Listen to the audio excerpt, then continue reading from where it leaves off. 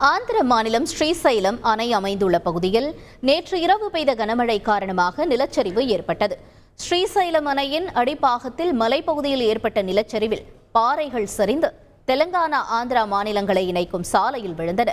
அப்போது அந்த சாலையில் போக்குவரத்து இல்லாததால் பெரும் அசம்பாவிதம் தவிர்க்கப்பட்டது. பாறைகள், மண் ஆகியவற்றை அப்புறப்படுத்தும் பணியில் அதிகாரிகள், தொழிலாளர்கள் ஈடுபட்டுள்ளனர்.